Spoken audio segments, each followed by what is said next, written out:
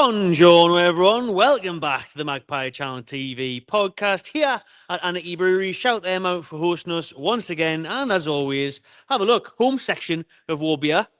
Away section of War Beer. They're available on the website. They're available on that QR code on your screen. So scan that, get involved, have some delightful beers, and support War Flags in the process. Keg, how's the flu? You were ill last week, weren't you? I'm on the mend. I'm about 90% clear. You might be able to hear it in my voice. I'm still a little bit nasal. But I shouldn't need to be running off screen to blow me snoot out today because there we go. I've got some clear airwaves today. I'm much better.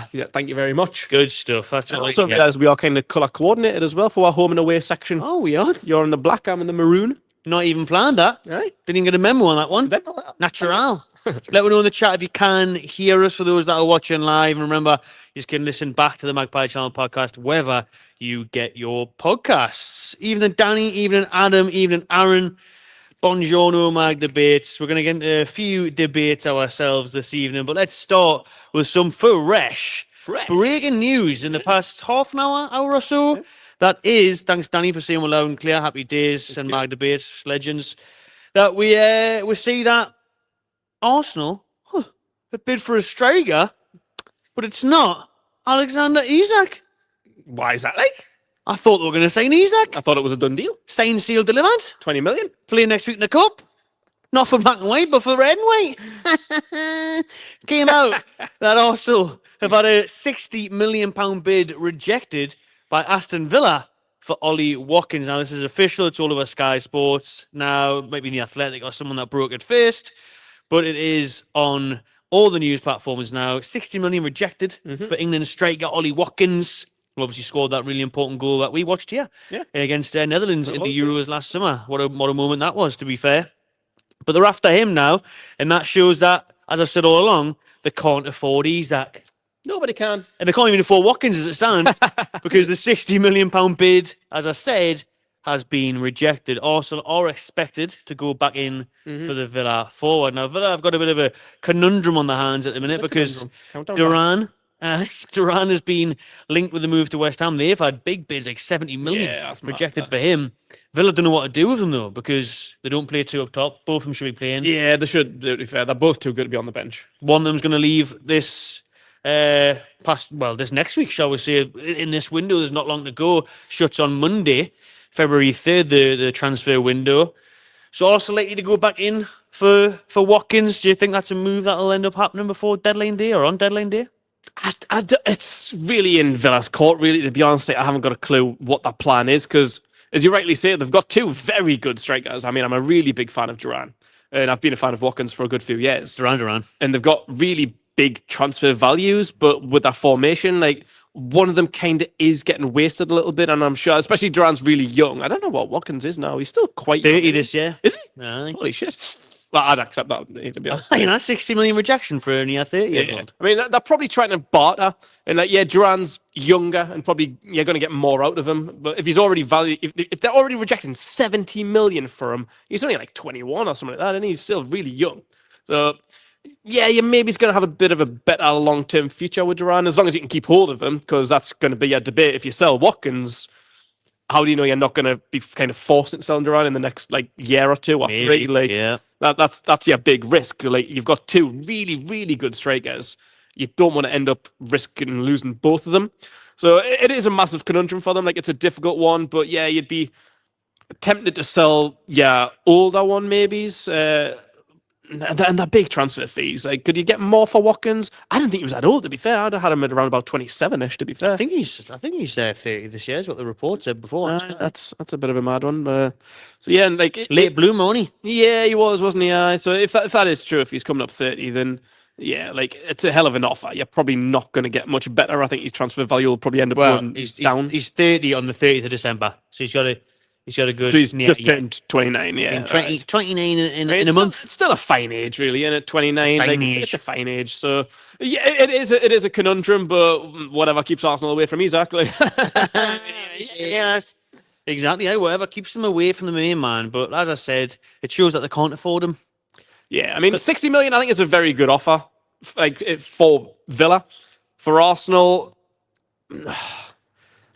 Remember, I think 29 years old. I think teams look at Arsenal and realise they paid 65 million for Kai Havertz, so they think, well, I'm a bit they're idiots. Aye, morons. They'll just pay whatever they want. Like, I mean, Declan Rice was probably worth the 100 million that he's Yeah, especially with the English. it's a lot of money, man. They've been spending a lot of money in the last few years. So, yeah, I mean, keeps them away from us. Like, I'm not really asked. Like, I think Watkins could be a good backup. Like, he's still banging goals in. He's still a very good striker.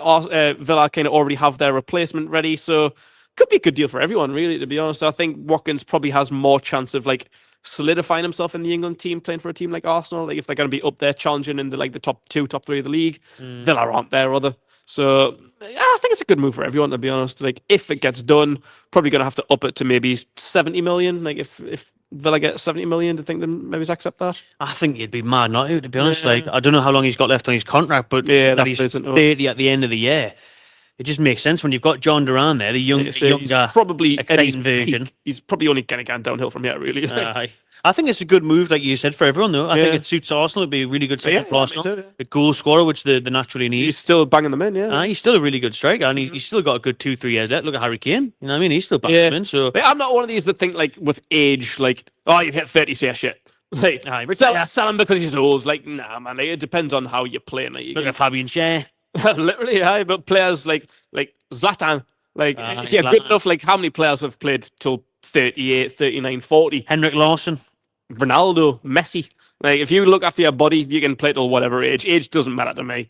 So, and yeah, I think Watkins is still young enough, good enough. He's still banging them in. So Arsenal's going to get a good few years out of him if they sign him now. So you'll get him well before he turns 30. Get a good solid 3-4 years out of him, but maybe it's a bit more. But it's a big price tag. So I think Villa cannot really turn that down. So that's why I think it's a really good move for everyone now. If you wait, that price, like, his contract's going to run down and his age is going to go up, so his value is going to go down. So might as well cash in now while you've got a banging 21-year-old in. Apparently, Villa are raging at the fact that they've put this offer in right before a huge Champions League game at Villa Park. Celtic, they play tonight, so they don't want that to obviously disturb the players there, especially Watkins, obviously in the dressing room as his head being turned now. He's going to have a stinker tonight. Arsenal, you know what I mean? They're playing themselves in Girona. We'll wrap this podcast up and around the hour mark as usual. Well, we've been going over a little bit lately, but because I think everyone's going to be tuned into the TVs tonight for those 18 Champions League games on at the same time. So that's an exciting one. For the first time in this new format, it's actually a good thing. Cop TV there. Shout out AJT, Doyle and the rest of them. Age doesn't matter to me. K2025. Doesn't? Context. You know, no. Lives and dies by. He's got a tattoo, ankle. Stand by what I said. Yeah, got it there. Ibiza 2009. Yeah, that tattooed in his ankle. So there we go. Right then, moving on from Aston Villa and Arsenal, because who really cares about them? It was just the fact that apparently Isak's the same for Arsenal today, and then they put a bid in for a different striker. I'd actually love them to have put a £60 million bid in for Isak. Well, according to Arsenal fans, you know, a lot of them think, you know, 80 million, 85. 80. Not that we didn't pay nearly 65 for him 2-3 years ago, and he's went on to be the next best thing. Do you know what I mean? So, ridiculous Arsenal fans, as per usual. Let's have a quick recap then of the Southampton game. Obviously, it was a few days ago now. Yep. We're going to look forward to Fulham and that game against Arsenal this time next week. So, obviously, there won't be a podcast next Wednesday because there's a small matter of a Carabao Cup semi-final, second leg at hand, where hopefully we're playing Alex's Liverpool. Pop TV, we'll see you there at Wembley if you can get past Spurs. Which hopefully not. Hopefully not. We've got a better chance to win. I'm not going to lie. I'd rather bloody Ange Postecoglou be taking his forfeit Tottenham players to Wembley. That would be nice. But that's worth a mention, though, isn't it? Now, like, I remember saying at the time when I wanted that second leg to be the following week, like it normally is. Because we were in form. Arsenal were down. Arsenal have had a couple of wins now. And if they go out and spend 70-80 million on Watkins and he plays next week, but will he be cup tied? Ooh. I like it, Keg. Didn't think of that. Surely he will be. I'd have thought so, yeah. I can't remember who Villa have had. If he played his cup ties, basically. But I'd have that would be great, actually, if he does. Yeah. Oh, let us know in the chat. I think Gordon was for our last few games, wasn't he? Aye. When we went to the final. Let us know in the chat. Aye, that was a big blow, wasn't it? Yeah. Let us know in the chat if Watkins would be cup tie, because that is a big... You know, I mean, facing Arsenal with Havertz up front compared to facing Arsenal with Watkins up front, it's a different story. Yeah. And that's a big change for Arsenal. Havertz can't score a header from a yard out. No, he can't. Straight off his shoulder. the sausage. Okay, Southampton 3-0 win, a 3-1 win keg, 1-0 down, 3-1 up. Sounded Tonali wrapped it up. You did. I see it this morning actually. Did he? Passing us into work, had a G-Wagon. Oh, Nice. It comes custom, doesn't it? Footballer's G-Wagon. It does. I seen Miggy in his It's like G-Wagon. sponsorship, innit? Aye, Man's must got be. one. Yeah. Wish I had that kind of Mercedes. Haven't though. One day. Seen Miggy in his G-Wagon the other day. Going to the airport. Matter of time. We're getting that soon. Still, yeah. Just doing laps. And just doing laps of Gosforth, me. Drifting around in his G-Wagon. Been in the fuel up before he goes. Fast and Furious, Gosforth edition. And then you've got Harvey Barnes, I've seen in a G-Wagon as well. On Gosforth High Street. Yeah, I seen him a while ago. I don't think it was in a G-Wagon though. I didn't know what he was driving. I did see Jason Tyndall in like a G-Wagon? It was like a 4x4 Lamborghini. Oh, the Yaris, it's called, isn't it? I don't know what it was. Wilson's but got one of them. So is Gordon. Pricey. Unbelievable. I seen Tyndall in a G-Wagon Yeah. 2 years ago. Again, Jesus. Gosforth. So if you ever want to see any football, you want It's to just down here by the training ground because I was going to work by 4-lane ends. And like that, like you see them all the time, like in the morning going down that road towards like where the training ground is, past 4-lane ends. Like you see everyone. I've seen everyone in the past couple of years. Like, yeah. But anyway, we're digressing. We are digressing. Just a couple of people letting me know that he is cup tied because they lost to Everton. Happy days. Lovely. Good news, that. So don't care if they say him or not, them really. Actually, you see, I hope they do send him so then they get off bloody Isak's back and all that bollocks. Yeah, it's true. Aye. So what do you make of the Southampton thing? The big thing was obviously just getting back to winning ways, wasn't it? Yeah, absolutely. Like, yeah, we needed that big bounce back from the disappointing Bournemouth performance, but it was fine. Like, we got the win. Like, we went 1-0 down, but it wasn't like panic stations. Like, when let me get my words in. We went 1-0 down to Bromley. I think we've went 1-0 down a few times this season, but calm, composure, turn it around. No worries, especially when it's early. Say, it's all right, man, just don't panic. Like, we thought, like, we cannot lose to Southampton. After that Bournemouth performance, Jesus. Like, Southampton's teeing up to be the worst team in Premier League history. 6 points. It's February at the weekend. Mental. Like, that is shocking. So, yeah, I went 1-0 down and say, oh, shit. But it's like, yeah, sorry, man. Like, we'll be all right. And we were, like, it was quite comfortable. We were the better team. I think even up until the goal, I think once we conceded the goal, I think it was a little bit like, shit. I think like 5-10 minutes after that, it was like fuck. Like, yeah. But then we got back into it. We got back into the swing when it was like 0-0. We were on top. We controlled it and got our goals. And I think we took the foot off the pedal. I don't know if it was more kind of preserving our players or maybe he's just trying to not embarrass Southampton because I think we really could have. I think we could have put 6-7 past them if we were in third gear. But I don't even think we were in third gear past the goal. But when was the third goal? About the hour mark or something like that? It was like 58 or something like that, wasn't Yeah, it? so the last half hour it was just cruise control. Like it was a bit of a boring game to be honest. Like we're just it's like let's just get the full time, didn't concede any more goals and crack on next week. That third goal was class though, wasn't it? It was sexy. Absolutely. Yeah, really one of my nice favourite play. goals I've seen in a long time. Yeah, it was really good play. I thought like at first like was he offside? Because it just looked far too easy.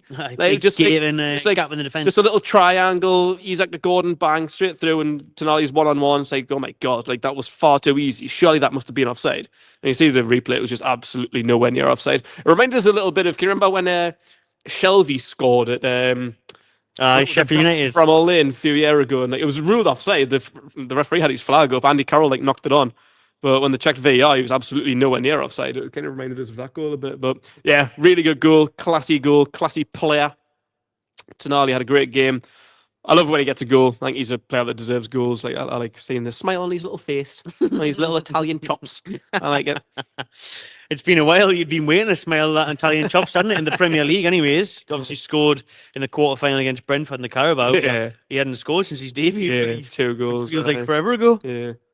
Yeah, I remember saying that game. I was saying I'd love Tonali to score a goal here. Then he ended up bank. I think it was the game before. Actually, I think he had a chance the game before the Brentford game. I was like, I want Tonali to score, man. I'm desperate for him to get a goal. Aye. And the next game he bangs in 2 in the first half. It's like, bitch, there we go. That's what I want to see. I love Tonali when he jumps in the away end as well. That's what you want to see, man. Yeah, rewarding those Toon fans who made the absolute mission of a trek down to Southampton with all the cancellations on trains and planes and everything due to the bloody Storm Eugene or whatever it was called.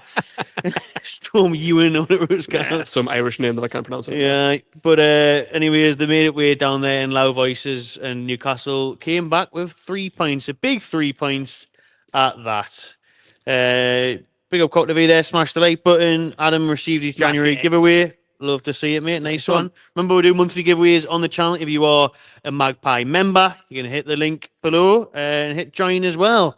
Fire breaks out near the Etihad Stadium before Man City's game. I just seen pop up there. Madness. Well, that's all right. But you can hit join below and become a member, and we do monthly giveaways, and also did a little exclusive members only video the other day as well. So have a look-sees of that one. And on the podcast, we're going to be giving away some war beer very soon as well. So there we go. Right then, anything else on Southampton? Not really. It's just what we needed. Like after the Bournemouth game, we needed a good performance and a convincing win. And it did end up like that. Like it did seem like maybe it's a little bit sticky conceding that early goal, but it was just bread and butter, just routine. Got the win, took my foot off the pedal, an hour in, got the win, cruise control, easy. So easy. Yeah, no need to dwell on it too much. Like it was a run-of-the-mill win against the worst team in Premier League history. Like I think it could have been more if we put our foot down, but that was no need to. No need to embarrass Southampton like that. So yeah, move on to Fulham now. What's the lowest points by Derby? Is it 11? 11, aye. So Southampton needs 6 points between now and the end of the season. I seen that trajectory. Someone worked it out. I don't know how, but I think with that trajectory, they could be on about 10 points come the end of the season. So, yeah. Oh, man. I quite like Southampton. Obviously, had to be Masters down there, so I hope they can pull it back. Yeah. I'd rather Derby be the lowest team. It was 4 points, if not 6, the Derby took off that season. Yeah. Was it 6 or was it 4? It was 6. I think they beat her. I don't know. Maybe in a win and a draw. Yeah.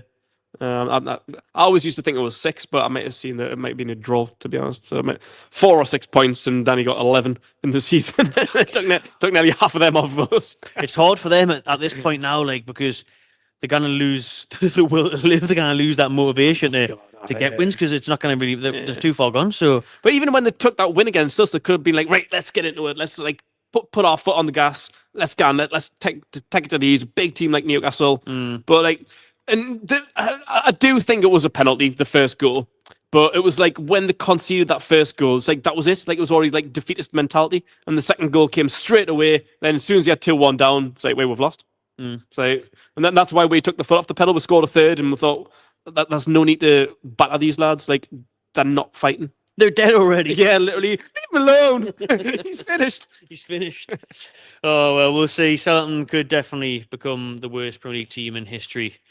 Factually and factually by the end. I hope they're done, because I like Southampton as well. Like I like a few of that players. I think they're a pretty good team. I just don't know what that problem is. it's like maybe it's just that. Maybe it's just haven't got a winner's mentality. They haven't got enough quality players that come together. Like I don't know what it is, but I think when you look at that team, I think they've got some good individuals, but they're just a badly run team. There's just too many championship players, and they're obviously swapping managers. Yeah, that doesn't help. You know, but they obviously had Armstrong, the Geordie up front. Ramsdale and goal, who obviously missed the game last weekend. Hayward Bellis, the young English defender as well. So got an England they've got a couple. Tyler Dibblin, who's obviously injured now, is a huge blow for them. He's a good player. But Isak became Newcastle's second top Premier League goal scorer in the Premier League after that brace against the Saints, overtaking Callum Wilson. I mean, the amount of goals per game that this bloke is on is just incredible, isn't it? It's ridiculous. He's only 100 off now, breaking down Shearer's record in the Premier League. 48 goals, is it, for Newcastle? Yeah, against 148. Is it 47? 47, Shearer's got 148, I think it is. So 100 more. If he stays, he's going to break it, isn't he? If he stays for a few years, think he's going to break that? How many years is it going to take?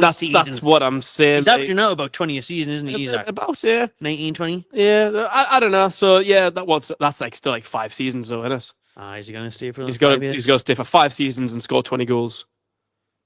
It's a big ask. It's a big ask. Like, I thought when I looked on paper, I was like, he's not do that, but he's going to have injury-free seasons, because we know he's prone to a little bit of an injury every now and then, and we're going to need to make sure that we keep him for at least the next 5 years. So, I mean, it's not undoable, but I'm not going to say that he is. Like, I think it's a big ask right now. 4 years if he gets 30 goals a season, sees Chip as knee bother. Knee bother then. But he's going to have to get 30 goals a season. You're saying that as and I've never really had he needs to get 30 goals a season for the next 4 years, man. Piece of piss. That'll be some record in itself, to be fair. But speaking of, chasing Shearer down, I can't wait for this interview that should be dropping probably tomorrow or Friday, I guess, with Big Al. Went to the training ground to interview Isak. I like Denver Boys comment underneath as well, where Denver was. That's my interview. Denver was, you never came to see me when I was on fire at Newcastle. And then Shearer, she replied saying, I tried, but they wouldn't let us in. Oh, really? How mad is that? Wow. Shearer said, I did want to come and interview you, but the club Oh, wouldn't wow. let him in because of obviously the fallout with Ashley. Cock. What a pitch. Just given that our legend, Yeah, a record goal literally. scorer, come and interview a current striker because you had Maybe a it's fallout got with a bit him. of motivation, like the Premier, not just Newcastle's best, but the Premier League's best ever striker. Yeah. Oh, come in and have a little word, bit free publicity, and then just maybe it's a quiet little word. We are best striker. Just give him some little tips, just to have a little conversation. Oh, that might do him some good. Oh no, I don't like him. no, I didn't do that. Stay clear. Ridiculous. Left him outside like his statue. You know what I mean, on the road, on the roadside before. Yeah, it is nice to see though. Like Shearer, Isak, literally the best two strikers in Newcastle's Premier League history. Facts. Yeah, so yeah, nice to see them linking up. Looking forward to the interview. Interested to hear what each other has to say about each other, maybe. So yeah, should be good. Looking forward to it. Hopefully shuts down the Arsenal rumours and they announce a 9-year deal. That'd be nice. 9.5-year deal. Nice 9-year deal for Isak. Would you give him the number 9 next season? Obviously Wilson if he leaves or even if he doesn't. Nah. Like that 14 on the back suits him. Yeah, I think it does. Like I'm not bothered. I think that 9 kind of comes with a bit of pressure. I think Wilson thrived in it because Wilson had the 13, then ended up taking 9 off Joe Linton after his first year. But people like Wilson thrived on it. But I really do like the 14 on Isak, and I don't think there's any unnecessary pressure to give him that number 9 and be like, oh, well, you're going to be the next Alan Shearer. There's the number 9, son. Like, I think 14 suits him because he reminds us a lot of Thierry Henry. And he's wearing Henry's number, and he doesn't have that pressure because Thierry Henry means now to us. So he's kind of making his own history in 14 in our shirt. Like Ginola, off the top of my head, is probably our greatest ever 14. In Zogbia. In Zogby. You've got to live up to them expectations, Sunshine. Charles Insomnia. So yeah, I wouldn't give him it. I mean, if he wants it, have it. Like, it's not a big deal to me, but I don't think, he needs to be one number 9. I don't believe in that, no. Like, if you want it, have it. If you didn't, it's fine. Normally, I'm all about giving the striker because I was pleased when Wilson got it because I think he deserved it. He did deserve it, and it did suit him. And he thrived in it, and he did. Yeah. But I agree. Now, Isak would know he obviously comes in off the left, and he likes that 14. He does, I think, now wear the 9 for Sweden, but he used to wear 14 in that. But I don't mind it, mate. I'm not pushing for that. No, I don't mind that at all, really. And then, what you can't do though, say what I think personally is going to happen this summer is I think Wilson will leave, and I think Newcastle will sign like a Calvert-Lewin as a backup. I really do. I think that's going to happen. Yeah. With his going to run out, you can get Calvert-Lewin on a free. I think Newcastle, Eddie Howe like him. They'll have him as like a backup option off the bench type of thing. Maybe play in other competitions. And what you can't do there, whether it's Calvert-Lewin or Benjamin Sesko or bloody Nzogbia comes back, you can't give them a number 9. You can't. It's straight in. I'm not having that. Jonathan David. I didn't like Jonathan David. Yeah, that would be good. Obviously, Mitchell's been watching him and that. Yeah, he's been linked with him a million times. Yeah. I like David, but I'm just not sure if he would come in and play second fiddle. I'd be happy to be on the bench. Nah, probably not. Nah. Do you know what I mean? Especially with all these other teams that are linked with them. Mm-hmm. So, like Isak's our boy. Like, we're looking for him to break that record. Like, long term. Hopefully, he does get a new long term deal. I'd love for him to sign a big long term deal. But so it's going to be like the kind of Watkins Duran situation again. Like, who's going to be happy playing second fiddle? Like, we want someone good. Like, obviously, we want someone fitter than Wilson. And personally, that's not hard. Talent wise, I don't mind Callum Wilson as long as he stays fit. I'm more than happy for him to be our number 2. But that's the issue. That is the big issue. So yeah, he's coming out of contracts. Probably will leave on a free. That's fine. Whoever comes in, whether it's Calvert-Lewin or someone else, they're going to have to know your game time is going to be a bit sporadic. So you're going to have to come in off the bench, step in to give him a rest. Like, if he's, like I say, he has injury problems as well. So you need someone good enough to step in and play a few games if and when he gets injured, suspended, whatever. You need someone good enough, not just someone just be like, nah, fuck it. Like, nah, fancy a game this today. Like, Isak's injured, so get yourself in there, sunshine. Like, you need someone quality enough when we're going to be in the Champions League. I like to bang the drum on strength in depth. Like, you need quality as much as quantity. So, yeah, we need someone good, but has to understand, like, when Isak's fit, you ain't getting a game, mate. You can come off the bench, but that's about it. Exactly, and then that's when you get. That's why I think it would be someone like a Calvert-Lewin, because I can't see someone of a David being happy to just sit on the bench a lot, Nah. and he's going to cause frustration, just like it is, like you say, with Duran now at Villa. I'm just trying to check Ollie Watkins in the Carabao Cup, because someone else has said that he hasn't played in the Carabao Cup this year. So obviously, what I we're didn't even know talking about how far they got. Like, how many games did they play? Like, I can't even think. here. Watkins stats. What year are we now? 24, 25? 24, 25, yeah. Well, it only shows last year there, like one match. Yeah, maybe he didn't then. It's not a big of a deal anyway. Oh, I think it is. I mean, it could be, but yeah, I don't know. If he signs, oh well. Conflicting reports there from what we said earlier from people in the chat. Right then, let's move on from the Isak crack. And one player that is leaving, well, been saying this for a while now. I literally imminent now, any minute for the past 3 weeks. And someone's again just put there, Miggy's agreed terms. He's away. Breaking news. That's been the case. But it is something to do with apparently the MLS window doesn't open until the 31st of January. Close. Not open. It's open now because Zaha went. I think Zaha's out on Charlotte. Yeah. Someone said on social media the other day that it doesn't open until the 31st. 31st, but surely you can't. You can there. Primary transfer window Friday, January 31st to Wednesday, April the 23rd.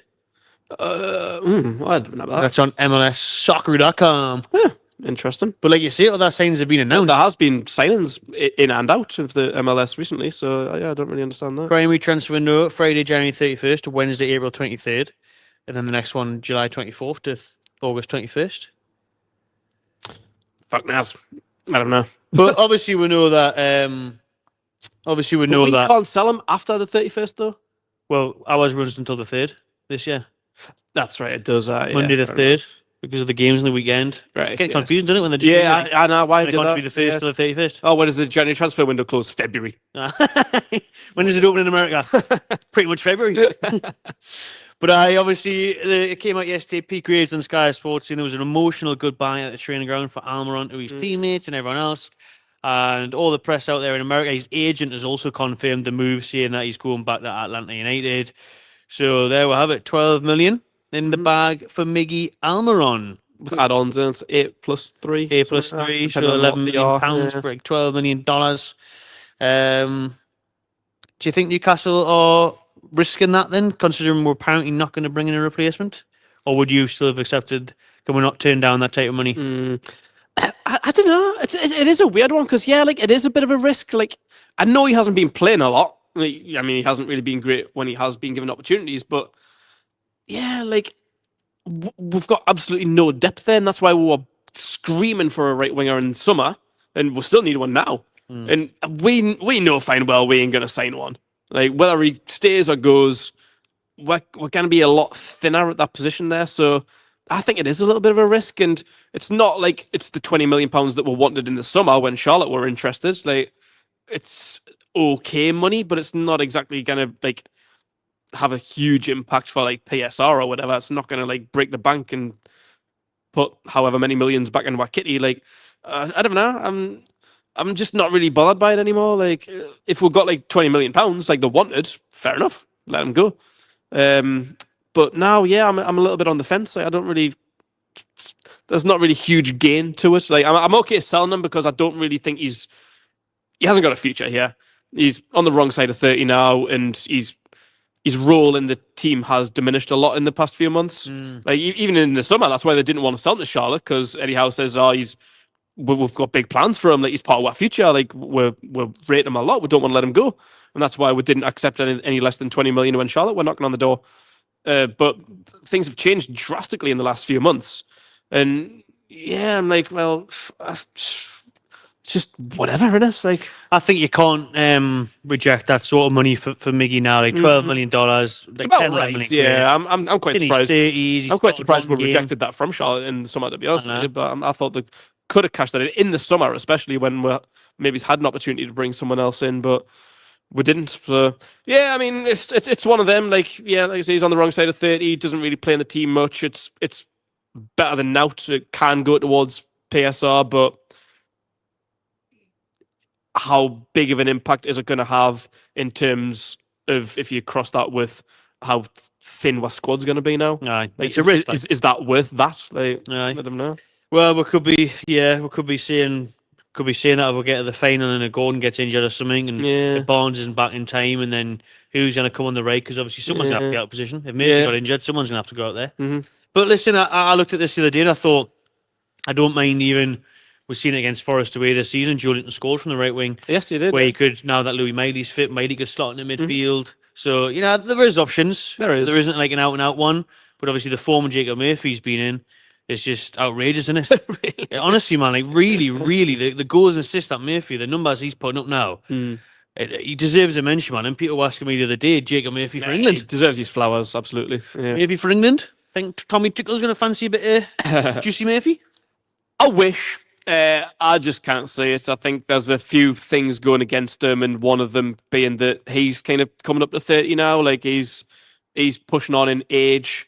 I think the time's kind of gone for him. Like he deserves his flowers, 100%.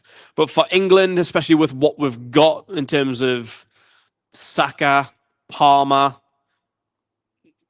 whoever else there is, like Madueke is on the right. Yeah, Madueke. Yeah. He hasn't had a great season after a good start, but that's Tuchel knows him from there's Chelsea. some players in his position, and with a 29-year-old, are you really going to get your first cap now? Like he's pushing 30. Like, I think just the time's against him. Maybe it's even the team's against him as well, because if it was like a City or an Arsenal or someone like that, United, whoever, he'd probably have more of a chance. Like on form, I think if he was, say, Chelsea, Arsenal, and he's 23, 24, you've got to take him into consideration. You've really got to consider that. But yeah, I just feel like he's just not going to get it. I don't really think there's much of a conversation there. Unfortunately, I would like to see him get them flowers, even just that one cap. Just call him up for a pre-season friendly. 3 minutes, stoppage time, bang, there you go, and there's your cap. Wicked. It would be nice when we get it a would cap, be nice, like, yeah. get rewarded with the hard work and the numbers he's putting. Because no other English right wingers are getting these goals and assists. No, they're not. So, in Palmer's, he's on absolute fire. So, honestly, I think he deserves it. Yeah. I think it's not like he's 33, he's still late 20s, but I think he could deserve a shout, but because it's Newcastle.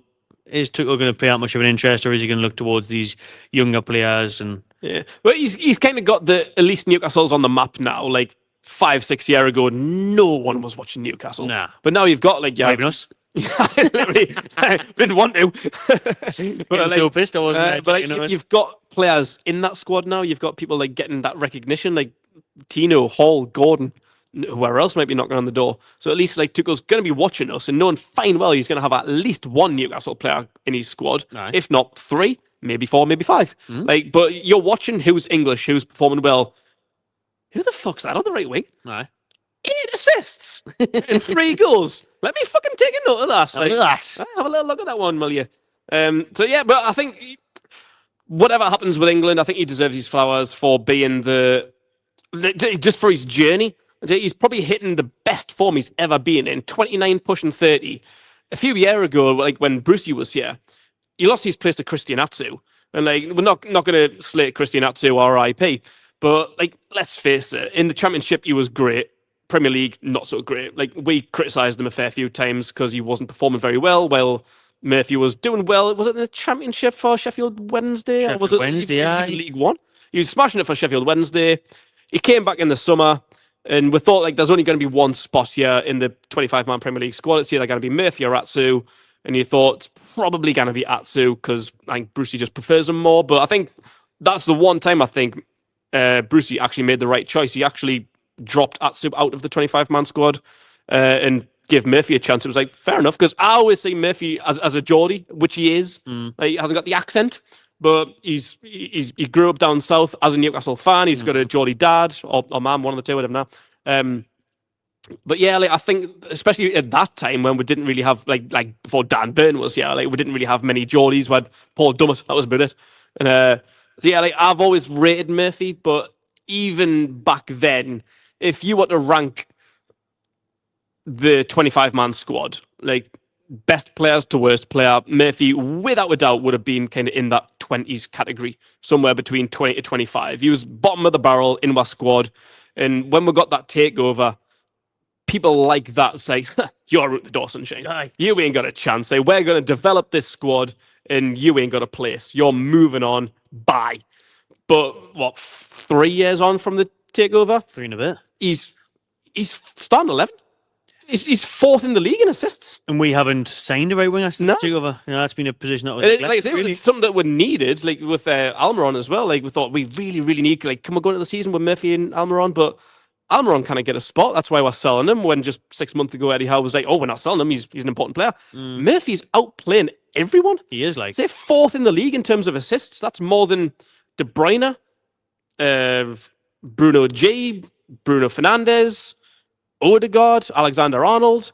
Like, he's fucking fourth in the league in assists. Respect on Jacob Jesse Murphy. Literally, give that man the respect he deserves. He does deserve a lot of respect, like, and so does Howe, do you know what I mean? Because that's a perfect Absolutely, example yeah. of his coaching and how. I know. Would he be playing like this if Brucey was still here? No, he wouldn't. He'd be back at Sheffield Wednesday. He'd be back at Sheffield Wednesday. But shout out Murphy, man. I would love to see him Absolutely. in a call up for England. Okay, title of the podcast: Who could leave Newcastle this week? As we've said, the transfer window does close on Monday, the 3rd of February. Think it's 11 p.m. as well, a late one on deadline day. Who could leave? Now, this evening, there's been more reports linking Sean Longstaff away from the tomb. We did talk about this last week, and we did mention Everton. That's now been confirmed by The Athletic that they are ready to reignite their long-standing interests. There's even Rafa Benitez. Yeah, I've been linked, haven't they? Oh, Rafa wanted him about 4 years ago when he was there, didn't he, at Goodison? And now Newcastle are willing to listen to offers for Longstaff for £12 million in and amongst that region. Is that a fair price for Sean Longstaff? I think he's only got a year and a bit left on his deal, hasn't he? Yeah. Extension. It's not a bad price. It's really not. And I think centre mid's that one position where you maybe can afford to lose somebody. Like I think, like I feel pretty confident that we're not going to sign anyone. But as I mentioned, Almiron, is it worth losing people now and leaving us short for the back end of the season? Like that's the one thing that you've kind of got to take into consideration. How thin are we going to be at this back end of the season? But when we've got we're 3 starters, fit, healthy, unsuspended. I'm looking at you, Joe Linton. Joe Linton, Bruno, Tonali, absolutely class. And you've still got Miley, as you mentioned, and Willock as well. When he's fit as well, yeah. So we've got bodies there, so maybe we can afford to lose someone coming towards the end of the contract. He's another one, like at the beginning of the takeover, when you're looking at that kind of bottom of the barrel squad players, who's going to leave? You, Sean Longstaff. Bye. I think he even admitted that in an interview. He thought, that's my time up. I'm fucked here. Yeah. Agent on the phone. Where am I going? Get me out of here. Yeah, Matty was shipped off to play ice hockey in Canada. He's still here. Sean, still living the dream.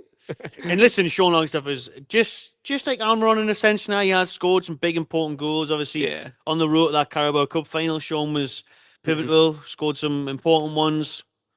So credit to him. And he, like Almiron, he's always gave his all in a black and white shirt. But you know his game time is limited now. This is a one where we have to, for me, cash in because of FFP. He's an academy product, which is a ridiculous rule. We know that.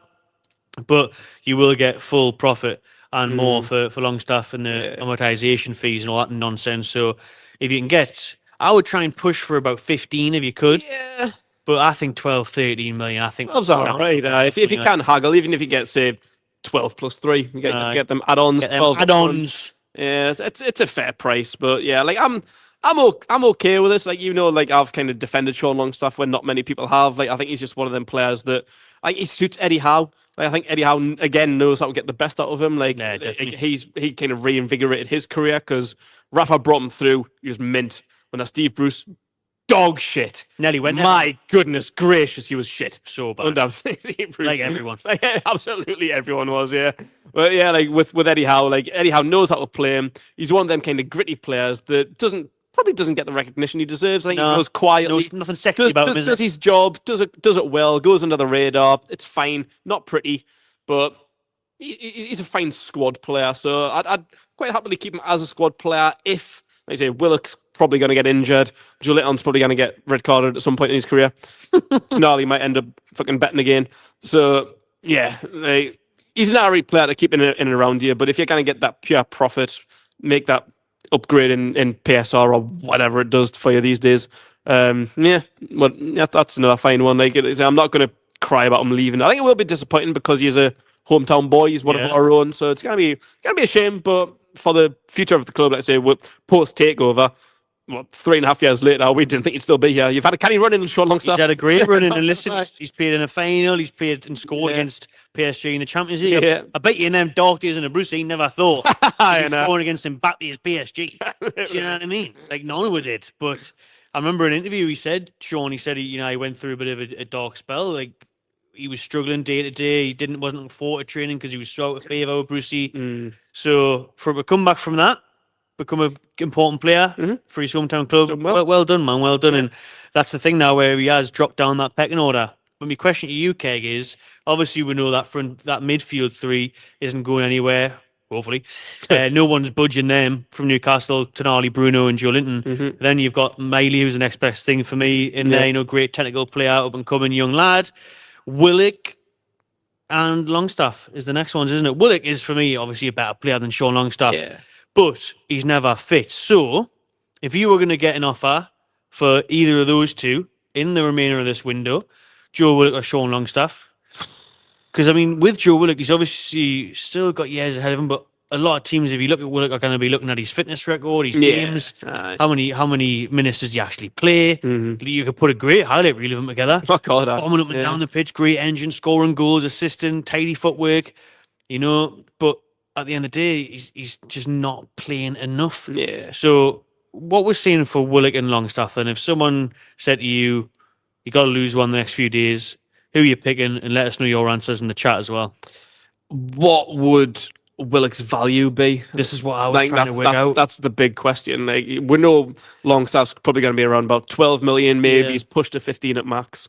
Because we signed Willock for 25, didn't we? About that, yeah. Over 20. A few years ago now, though, and he hasn't necessarily he's kicked still on. Young, isn't he? He's got to be about 25, 24, 25. He's got to be mid-20s. Yeah. I would say with Joe Willock, I'd be looking for around maybe 18 million for him. 16, 18. Because when he plays, he's 25 for him. Yeah.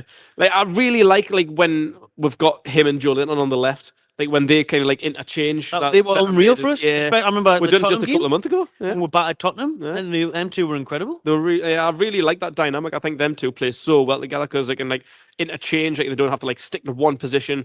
One can drift out wide, go push forward, and the other one can drop into centre mid. Like it's a really nice like dynamic that them two have together. And it wasn't that long ago that we've seen that when he had a good run in the team. But I say it's just them injuries, man. Like, you just cannot stay fit. I really like him. He's great. He's a really nice player to watch, and a really good underrated footballer. And he brings a lot. But it's just his injury record's horrific, man. It is, yeah. It's a shame. It's a big shame. Yeah, I don't like in midfield at this point. Like I don't like holding that against someone. Like if you sell them, I feel like it should be based on like performances. Like, look, you're not performing well enough. But yeah, I don't like taking people's injury and fitness into consideration. But it's very, very valid. Like you've got like it is a big part of why you would get rid of someone like Callum Wilson. Like I say, I think when Callum Wilson's fit, I love him. He's great and he scores goals. But being fit for 3 games a year, it's not good enough. Like we can't be paying you for that. Well, Willock has had 1 or 2 rumours the last couple of days, but again, I'd be surprised. I think one of them ones would be taking a gamble. With these minutes to games ratio, maybe in the summer it would be a fresh move for everyone if he could prove his fitness. But I could really see Longstaff going. To be honest, I could see if Everton come in for him and they do offer that 12 million mark, what Newcastle hold out for. I could really see him moving in the last few days.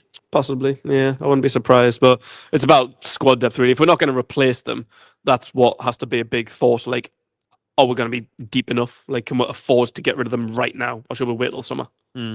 Sky Sports now confirming Miggy has agreed personal terms, so it looks like it's finally getting officially there, as the rumours have suggested for the past 3.5 weeks, or whatever it's been. Another player that could leave Newcastle before Monday's deadline is Odysseas Vlachodimos. All right, where's he going, Nick? Well, apparently now this club's interested in him in Europe. I love that. I take it by that too, and you don't think he's going anywhere then. Obviously, he turned down the move to Al Shabab, who wanted any of our goalkeepers. Anyone will do. Any one of them will do. Do you want to take Mark Gillespie? Nah, sorry. Which one? Who's that? No, didn't want him.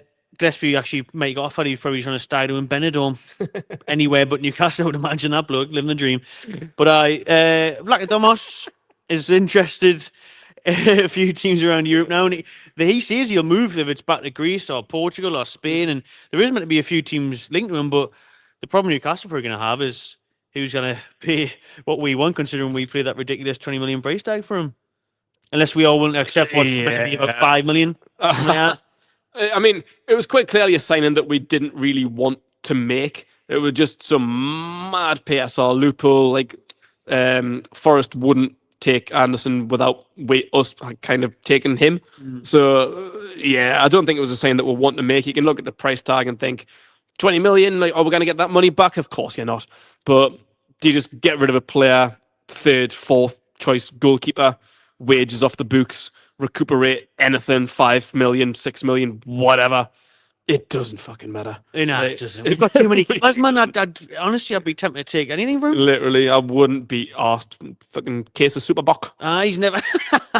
Oh, I do like a Superbock. Not as much as I like an X-ray eyes though from Anarchy Brew. Yeah. I've did well. Yeah, I've lasted 45 minutes. You done well on the podcast without having a beer because I'm just knackered. I got knee sleep last night, and I thought if I have one of these IPAs, it might comfy couches, put me to sleep. So that's why I pour one with about 20 minutes to go, as hopefully I'll be able to stay up for that long. But listen, Odyssey us.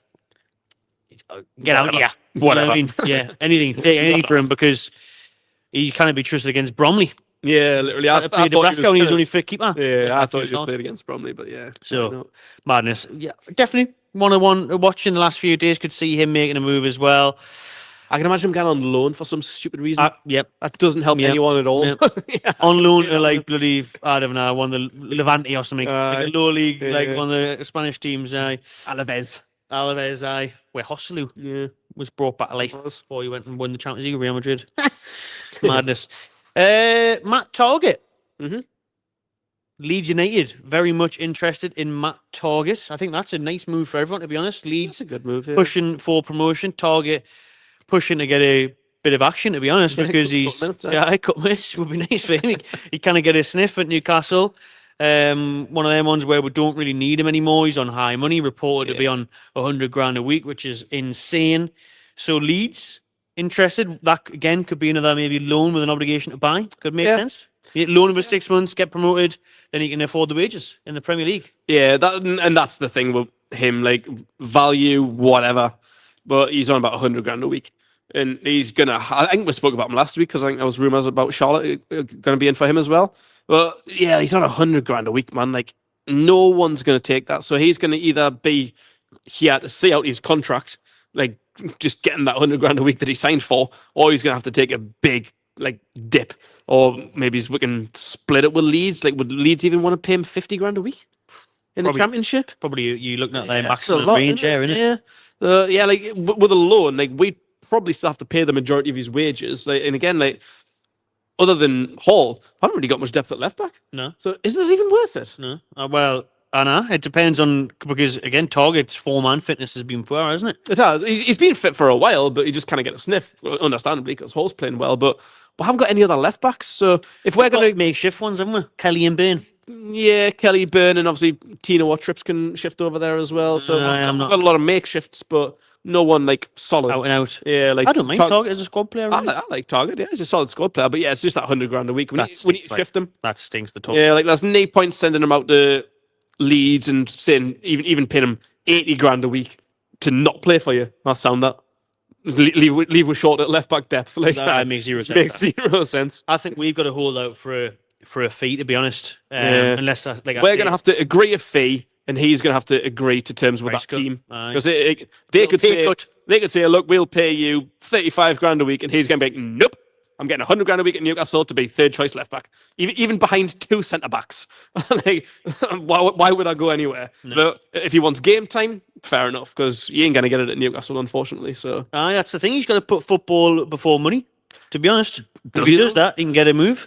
But if he doesn't, fair play him. He's got every right to sit there and take his 100 grand a week. We paid him. Yeah, we offered him that contract. He signed us. Like it's a personal thing now. Does he fancy playing for Leeds? Which, to be fair, big club, not big fan base and that. So does he want to get back into that, or does he just want to chill out and earn more money? It's his decision at the end of the day. Everyone's got a different prerogative. Everyone wants to play for different reasons. Financially is one reason. playing football's another, trophies is another, like Get down there, get yourself a championship trophy. yeah, individual success, whatever it is. Like if a lot of players play for money, and a lot of players aren't ashamed to admit it, like N'Golo Kante and like a lot of the guys like from like Brazil that grew up in the slums and stuff, like they just want to bag cash. Nice. They're not asked about whatever. Like they've been blessed with a gift, and they just want to make money for their families. Like if Target wants to make 100 grand a week, we offered him it. Like he hasn't got. If he wants to play for Leeds, great. Get yourself away and play for Leeds. Hopefully you get promoted, do well, get your career back on track, but doesn't have to. No, does he? Hell, what you reckon Target's valuation was? Crazy. Then so we got him for now, didn't we? That's what did we get him for now? Yeah, 15. 15 million. Yeah, from because I think we paid about a £3 million loan fee. that was it. And then I think we paid 12 million for a permanent deal. So yeah, it was like a 15 million overall fee. Bloody hell. But yeah, it's got to be well under 10, 5 maybe. I don't know what you would get from him. That's a loss, isn't it? Big loss. Yeah, 5 to 10 million. Probably about right, to be honest. Another player, probably the last one we'll talk about, who could leave in this window. Obviously, he's been heavily linked. Is Lloyd Kelly. Speaking of makeshift left backs there. Obviously, it looks like Juventus, that ship has probably sailed now. I think they've signed another centre back. They're in talks with a couple of centre backs. Same with pipe dream that one up. Well, I know you must be good. The same with Fenerbahce. Obviously interested in Kelly at the start, but they've been pushed away from a fee. They've offered like 6 to 11 million. Newcastle holding out for like 15, 18 million. Is it them or Galatasaray that signed 2 centre backs? One of the Turkish teams signed Milan Skriniar, and someone else, I can't remember who it is, but one of them signed 2 centre backs this window. Can't remember which one, but yeah, if that's the team that we're interested in, Lloyd Kelly, then you signed 3 in one January transfer window day. No, I think the teams have moved on now after Newcastle held out for a big fee. It shows that we didn't want to lose him, I guess. Yeah. Eddie Howe got big plans for Lloyd Kelly? Probably not. Why didn't we let him go on? Yeah, again, that could come down to squad depth because, and he's another one on a massive wage, 150 grand a week reportedly. Mental. And yeah, like, is it one of them ones where this one might have to wait, just like all the bloody incomings, until the summer, where you'd maybe possibly let Kelly go because, again, we haven't got much depth there. No, with obviously Botman coming back now, we're still waiting for Lascelles to come back. Lascelles have a contract next summer. So I think the club and Eddie Howe, obviously Eddie Howe likes him from Bournemouth. It was he signed him. I think he's looking at it and thinking, well, we're going to lose a couple of players in the summer, contract running out, Jamal Lascelles and that. Shaw and Byrne are 32, 33. Yeah. So he's probably thinking, can we really replace Kelly for 10, 15 million? And what's he looking at there? So that's why it looks like we've probably said no to him leaving so far this month. Yeah, like I do think it's an interesting one because obviously we're signing for free, put him on massive wages. And now Botman's back. He's currently what, 3rd choice left centre back. He's probably what, 2nd or 3rd choice left back as well. If anything happens to Shaw because Lascelles isn't back, a left footer's gonna have to slide over to the right hand side. Probably Botman. Like the last few games we've played Botman and Byrne when Shaw was out injured or had that illness. So then Kelly gets on the bench. But even then, like even when Shaw's out injured, like you're on the bench. Like you're back up to left-footed centre-backs and left-backs, like, yeah, just a squad player on 150 grand a week. Like, and is that worth it for us? Like, if teams are going to come in and say 10 million, get yourself away, sunshine. Like, we've got ourselves a bit of a Matt Target situation. Yeah, it's a bit of a sticky one. That like, well, how much are Juventus offering us? Oh, 50,000 euros a week. Nah, you're all right, that's fair. Aye, literally. We offered it, so he's got no obligation to go anywhere. He's not getting that anywhere else in the world. Nah, even if you offered 70. That's against Saudi Arabia, he's not getting that anywhere. Would they even offer that? Like, probably didn't even know who the fuck Lloyd Kelly is. Hey, they want a Vlacky Dimos. True. Everyone is. We've got a FIFA career with Newcastle. They could do a favour, couldn't they? Surely we're still waiting for these Saudi favours, apparently, that everyone thought we had one yet. I know. We got underpinned, really. Saudi, pull a finger out. They robbed us to see maximum. We should have got 40 million for him. Yeah, man, coming off over 50 million for Lloyd Kelly, will you? Do a favour. 200 grand a week. Other maybe mentions of who could leave Newcastle in the remaining few days of the window. Trippier again linked today. Bayern Munich again. Like, it's not January 2024, it's 2025. We literally had this conversation about this time last year. We would have done. Exactly this time last year. But this time last year, there was actual bids going on from. These are just rumours now. I don't know. Anyone else that you could see making a move if it's not a Trippier, Longstaff, Target, Kelly, Wilson's obviously injured. We can't let him go now. Asula maybe on loan, but you can't risk that because of the depth. Keepers, we know obviously we've mentioned Vlachodimos, Longstaff, Willock. In all honesty, I don't really say we're selling any of these. Do you not? Not really, no. Do you think after Almiron's gone, that's it? Shut up shop? I mean, I wouldn't be surprised with the odd loan. Like we say, if like a Demos or Target, maybe they'll go out on loan. But just because of squad depth, and nan for a fact, we're not going to replace them. So why would we? Like, we're not going to get rid of all of them, are we? Like, we can't sell 6 players in one window and not replace a single one of them. So no, like they're your prime targets. No pun at Matt Target, but Matt Target. These are the main candidates who will leave if anybody does leave. Like, we're not Arsenal aren't going to offer for Isak. Like, none of our main key players are going to leave. Like, these are the ones that will. Maybe there's another bid for Dubravka might come in, or Nick Pope perhaps. But outside of them, I can't see anyone other than them lot leaving. But even that's a push. I can't even see any one of them leaving, to be honest. I think we could see movement in Target and Longstaff, like. And Vlachodimos. Depends on the offer and depends on what our kind of plans are going forward, because we're going to be without them for the next 6 months. We're going to have to get busy in the summer transfer window. If we lose too many people, we're going to be thin as fuck for the next few months. And we are, like. Hopefully we've got a Carabao final. Hopefully we'll get through FA Cup 4th round against Birmingham. See, there are a bunch of free agents like Calvert-Lewin, like you said, or we're going to have to put some money down, man. Serious? We've had 3, maybe 4 failed transfer windows. We cannot afford to have a shit transfer window in the summer if we lose a handful of players. We'll have to act like all the talk is that, everything's going to be happening after that June 30th PSR deadline. Maybe we'll talk about that in the podcast in a couple of weeks' time when we're back of what we're going to expect and hope for in the summer, since no doubt this January window is looking like a very quiet one with just a few days to go. I think we should touch on that Carabao Cup preview, Keg, since this is the last time we're going to see each other before the big game. But obviously before that, there was another game, which is Fulham. Saturday, 3 o'clock, St. James Park. This is one where we don't want a repeat of, obviously, the Bournemouth situation. Fulham have been a good side this season. However, I did watch them on Sunday night against Man United, and I thought they were poor. I thought they really didn't take the game to Man United. I thought Man United were there for the taking. They were quite poor, and they didn't threaten enough. That striker who was on a really good run of form, not Jimenez, what's he called? Munoz, aye. Santiago Munoz. He's banging. He was banging them in last year. Back end of last season, he was on fire. With about 4 minutes to go the other night, blazed it over the bar, and I thought, my God, but Adama Traore, they've got these players that look good until the last block. But listen, Marcus Silva, good manager. Fulham having a very good season. But at St. James's Park, will we bounce back after that last home outing against Bournemouth? I think so.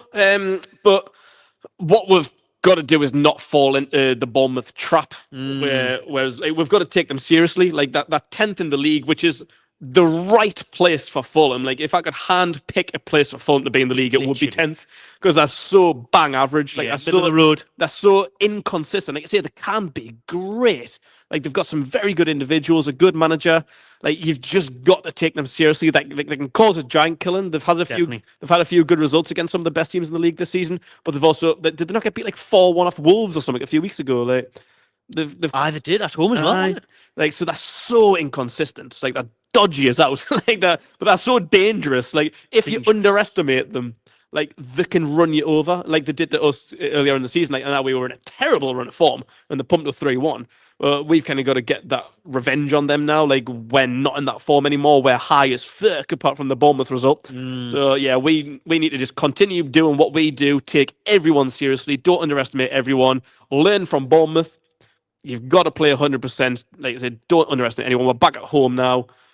We cannot get embarrassed at home like we did against Bournemouth. So take it seriously. Take them as you should every Premier League team. I don't think you should really underestimate any Premier League opposition.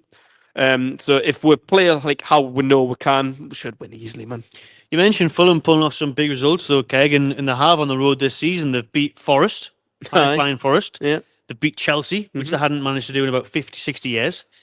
And then they've also drawn a few as well. They drew at Spurs, drew against Liverpool. That's a big one. Actually should have won that game. That one at Anfield.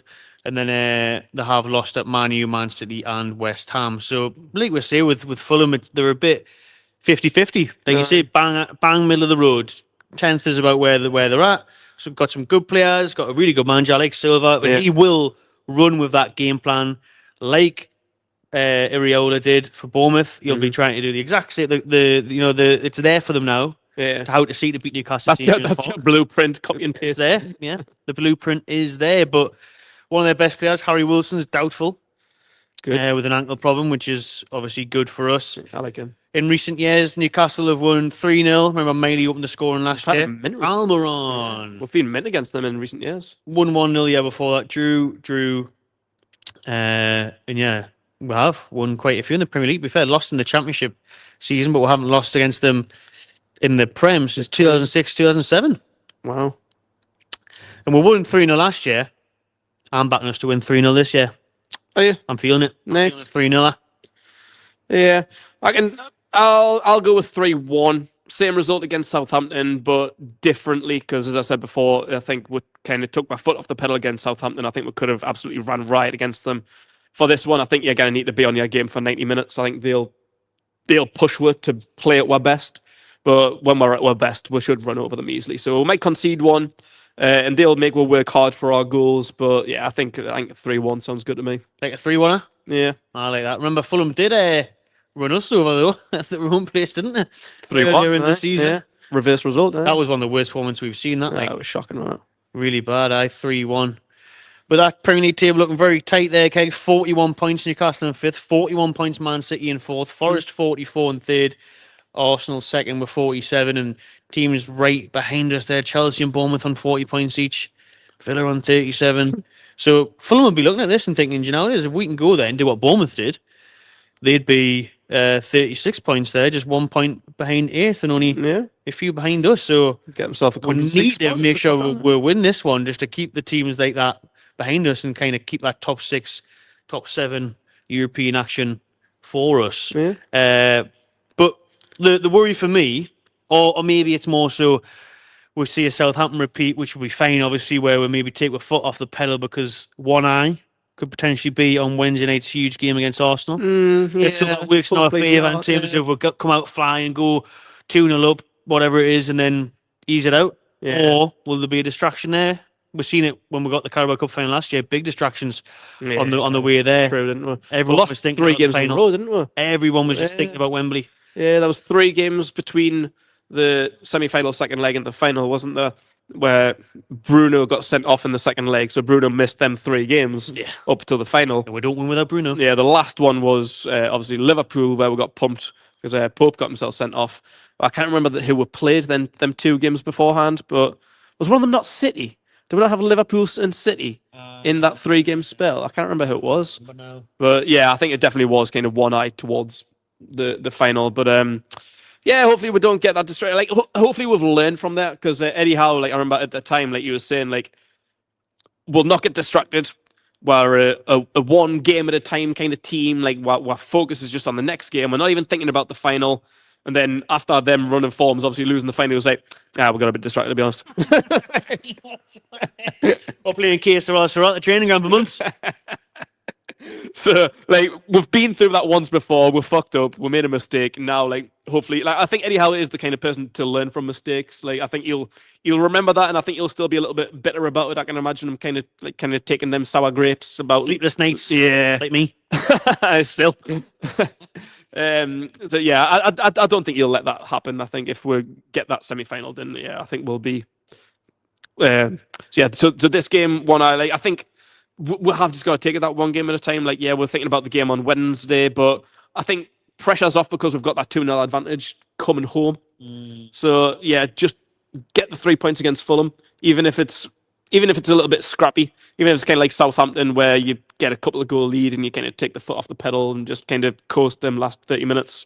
So take Isak off, take Gordon off, all the big boys. 3 points are all that matters. I don't really give a shit what the score is, what the performance is even like. I'm not bothered about a good performance necessarily. Ugly 1-0, didn't we? Ugly 1-0. Campaign. That'll do. Then yeah, get into Wednesday, get that win. That can be ugly as well because we've got that 2-goal advantage. We don't need to go and balls out for that one. Couple of ugly games, couple of ugly wins. Sound with me. I think we have matured and learned from the previous campaign. I think you can feel that around the dressing room, around the stadium, because I remember how much of even a carnival atmosphere the quarterfinal was. I was last at time. that one, Leicester. Yeah, it was class, that. that one was, but exactly, it was only a quarterfinal, but because we weren't used to quarterfinals, Yeah. we thought this is Leicester, we're going to be through. It was like a massive occasion, wasn't it? You could feel how much. massive. But when we beat Brentford, it was a bit like meh. It was a bit more easy. It was a bit more control. He's a piss, this man. It was a bit more because that comes with experience, doesn't it? Oh yeah, of course it comes does. with experience. And I think you can see that in the dressing room now. They're not getting so emotionally attached. It's not a huge deal. You haven't got Dan Burnley in the fucking Fortnite dance. No, you haven't. Just do that when we win the cup, please. I think they would have looked back at that as a team, as a group, and thought, fair enough. Listen, man, been there for so many years. Yeah, a lot of these players hadn't been used to it. It was massive. Now going this time, it's like it feels like more like natural. And it feels like more like we belong here, and I think that showed with the first leg at the Emirates. There's no way if we played Arsenal in a semi-final first leg 2 years ago and that run to the final week, I couldn't see us going to the Emirates winning 2-0. Like, because I went to Southampton stuff and it was easy in the end, but that shows the growth for me with that win at the Emirates, because that was just, I couldn't believe my eyes. And like you say, the pressure may be off in a sense with 2-0, but for me, I thought that. But the closer it's getting to it now, probably it's a bit of a Bournemouth nightmare, to be honest with you. After seeing Bournemouth score 4, I'm starting to think, oh my God. Imagine if Arsenal came in the score within the first 5-10 minutes and they're 1-0 up and they need one more goal and then it's level. Literally, if they scored in the first 5 minutes, I'll be shitting myself. Well, there you go. Even if they go in 1-0 at half time.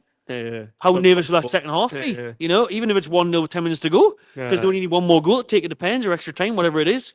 So we're thinking, 2-0, sweet. It's not for me. Like, there's still a lot of work to do. Oh yeah, there's a lot of work to do, and you can't underestimate it. You can't, like, I think we spoke about it a few weeks ago after the game, and like I said, like, we need to act like it's 0-0. We need to just go and get a result. Like, again, ugly, scrappy. Doesn't really matter what the result is. Even like, I know it's going to be stressful, especially like the last like 10 minutes. If we're losing 1-0 and you go into them last 10 minutes, like getting the 5-5-0 formation again, just don't Willing up front. Just don't concede. Like, it doesn't need to be a great performance. We can afford to lose 1-0 and still go to the final. Yeah. But yeah, just act as if it's 0-0 and just treat it the same way as we did at the Emirates. Like, get the goal, get a goal before half time, get yourself. I think once we get a goal and it's like game over, then 3-0 aggregate scoreline, like, it is game over. Aye. So yeah, if we get a goal in the first 10 minutes, just keep chugging along, try and score more, just try not to concede. And again, for the second half, it doesn't really matter what we do. Like, we can go 5-5-0 or 9-1-0, like, whatever it is. It out. see that clock right down. Arteta will be crying his eyes out. Can't wait for it, hopefully. That is the dilemma, I guess, then, because I like your idea of just acting as if this is a 0-0. We haven't got a 2-0 lead, lads. Start from scratch. Like, it's the Premier League, because every time in recent years, pretty much, we've had that advantage over Arsenal at home. They kind of handle the atmosphere, they kind of handle the press, the energy, the grit from Newcastle, Jonathan. They kind of handle it. So we need that dogginess again, don't we? Now we need that shithousery to get us over the line. The dark arts, as they like to call it, especially against Arteta. Does it have a conundrum over it? Is where we're 2-0 up. Tell you what, lads, just keep this tight. Let's go defensive. See if we can waste some time. Or, like we said there, you come flying out the blocks, get that first goal, kill the game off. 3-0 up one aggregate. Yeah, sweet. Because they're not going to come back score 3 or 4, you would have thought. But I think especially for the fans as well. Like, if anyhow, like, if Newcastle care about their fans, you cannot play defensively at home in a cup semi-final and have a team like Arsenal, who are a good team, batter you for 90 minutes, like, play defensively as fuck, just like 11 men behind the ball. You cannot do that, man. Like, I don't think Eddie Howe and Jason Tindall would allow that. Like, I think you don't necessarily have to come flying out the blocks, but you treat the game as the game, not the tie. Like, in the tie, yes, we've got a 2-0 advantage, but the game, it's 0-0. You start the game at 0-0, just try and win this game. The tie doesn't matter. Whatever the aggregate scoreline ends up being, we just need to make sure we win this tie overall. Treat this game seriously, get the win, whatever it is. And yeah, we can take the 1-goal advantage, and then we can treat the tie as a tie. And then, take your foot off, defend. Don't need to kind of run riot with it. Set yourself against the ropes. You can allow them to score 1 goal. They've still got to score 2 more. So, like, treat it as it is. Treat the game as a game, not a tie, until we get the first goal, depending on how early we get that first goal, and then kind of assess as the game kind of goes on about how you treat the rest of the game if you go defensively or you keep plugging away. Please, just no extra time and penalties, man. Nah, I can't I'm a deal with that 2-0 lead. I can't continue that. Nah. I'll be anarchy brew at the minute. By the way, I've got a big 9.3% stout out. Yeah. I'll be taking them to the ground. The Wall of Death Imperial Stout 9.3. My Lovely God, stuff. if we Yourself honest, if you're not driving, get that stocked for bloody next week. If it goes to pens or extra time, I'm telling you, you're gonna need that. My God. My score prediction, Kegan. We have yours. Drop yours in the chat before we finish off this week's podcast. I'm gonna actually say that we lose. It might be thinking people we lose on the night, but we'll go through overall. I'm going to say that Arsenal will take the lead. It'll be 1-1. Arsenal may score quite late on. It'll be 2-1, but Newcastle go through 3-2 on aggregate. lose 2-1. Lose 2-1, win 3-2 on the night, or maybe draw. I'm thinking 1-1. Which would be fucking brilliant. Yeah, I don't care. Really don't care. I couldn't care about if we're lost by a single goal, because Yeah. that still puts us through. So I don't really care what the score is, as long as we get to the final. Yeah. We've got that 2-goal advantage, so ball's in our court, really. They need to come up here and get a result. We don't. We need to go through to the final, but pressure's not on us, it's on them. So, I don't really care. But, I think realistically, thinking about it, they're a good team. We've got a very good record against them at St James's Park over the past few years, so I'm not that worried. I am quite confident. I think we can get a 1-0 win. I'd love a 1-0 win. But I'll go with a 1-1 draw. 1-1. Yeah. We've got 3-1 from Holly in the chat. 3-1 win against Fulham, and then 2-1 against Arsenal. Says Ian. Do away goals count? I think they do, don't they? Do they still count at this? I don't think so. Do they not? I don't know. I don't think so. Get a VAR check on that. How mint would it be if we go in front though? Says Chris. Oh, we're going in front of party atmosphere at St James, isn't it? We're going absolutely raj. That's what we need. 30 seconds in, get the goal, bang. Because that atmosphere could be the difference. If the score at the end of extra time is still level, then the ties away goals do not count in the playoff semi-final matches. Yeah, I didn't think they did. Nah. There we go. Old school rules, them, aren't they? Yeah. 2-0 the tune, says Darren. Well, it will be near enough this time next week when Newcastle take on Arsenal in that second leg of the semi-final Carabao Cup tie. And hopefully we'll be having a party next Wednesday night celebrating going back to Wembley. Party time. Let's really hope so, man. We need it. That'd be nice. We need it. Tottenham to get the win as well. If Tottenham do it. And then, do Tottenham play on the Thursday then, or the Tuesday? I have no idea. Must be Tuesday. Must be Tuesday, yeah. So we'll find out. Do we find out who we're playing then? I must do. It's hard to keep up with everything these days. With all these, during the transfer window and stuff, like what's going on. Who's playing when. And then all the fixtures that have been happening lately in the Premier League as well. Nah. So Liverpool Tottenham's on the Thursday night. Thursday night, is it? Thursday night at 8 o'clock. So we will hopefully be the first team through, and then we can sit back, relax, and find out who we're facing on the Thursday night. Interesting. Tom Ince, joint top goal scorer in the Carabao Cup this season, by the way. How funny is that? Watford. No. Proper FIFA legend, him, like back in the day. Yeah, I love Tom Ince back in the day. Gakpo on 4, Jesus on 4. I always hope the Tunes on playing Tom 4. Ince. Can't remember who he used to play for, but I used to like him. I used to like him. He was the top goal scorer for the Toon in the Carabao this season. Not even on the list. Not even 3 goals for anyone.